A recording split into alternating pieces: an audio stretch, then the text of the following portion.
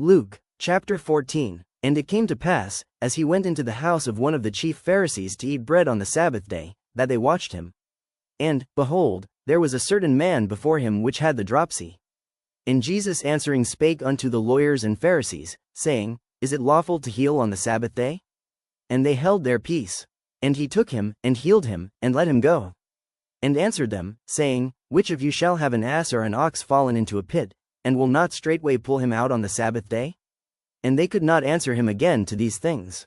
And he put forth a parable to those which were bidden, when he marked how they chose out the chief rooms, saying unto them, When thou art bidden of any man to a wedding, sit not down in the highest room, lest a more honorable man than thou be bidden of him, and he that bade thee and him come and say to thee, Give this man place, and thou begin with shame to take the lowest room.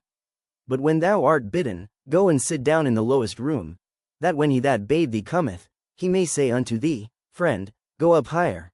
Then shalt thou have worship in the presence of them that sit at meat with thee. For whosoever exalteth himself shall be abased, and he that humbleth himself shall be exalted. Then said he also to him that bade him, When thou makest a dinner or a supper, call not thy friends, nor thy brethren, neither thy kinsmen, nor thy rich neighbors, lest they also bid thee again, and a recompense be made thee. But when thou makest a feast, call the poor, the maimed, the lame, the blind, and thou shalt be blessed. For they cannot recompense thee, for thou shalt be recompensed at the resurrection of the just. And when one of them that sat at meat with him heard these things, he said unto him, Blessed is he that shall eat bread in the kingdom of God.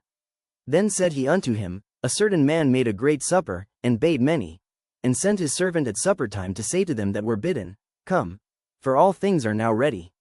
And they all with one consent began to make excuse. The first said unto him, I have bought a piece of ground, and I must needs go and see it, I pray thee have me excused. And another said, I have bought 5 yoke of oxen, and I go to prove them, I pray thee have me excused. And another said, I have married a wife, and therefore I cannot come. So that servant came, and showed his lord these things. Then the master of the house being angry said to his servant, Go out quickly into the streets and lanes of the city, and bring in hither the poor, and the maimed, and the halt, and the blind. And the servant said, Lord, it is done as thou hast commanded, and yet there is room. And the Lord said unto the servant, Go out into the highways and hedges, and compel them to come in, that my house may be filled. For I say unto you, that none of those men which were bidden shall taste of my supper. And there went great multitudes with him, and he turned, and said unto them, If any man come to me, and hate not his father, and mother, and wife, and children, and brethren, and sisters, yea, and his own life also, he cannot be my disciple. And whosoever doth not bear his cross, and come after me, cannot be my disciple. For which of you, intending to build a tower, sitteth not down first, and counteth the cost, whether he have sufficient to finish it? Lest haply, after he hath laid the foundation, and is not able to finish it, all that behold it begin to mock him, saying, This man began to build, and was not able to finish. Or what king, going to make war against another king, sitteth not down first, and consulteth whether he be able with 10,000 to meet him that cometh against him with 20,000? Or else, while the other is yet a great way off, he sendeth an ambassage, and desireth conditions of peace. So likewise, whosoever he be of you that forsaketh not all that he hath, he cannot be my disciple. Salt is good, but if the salt have lost his savor, wherewith shall it be seasoned?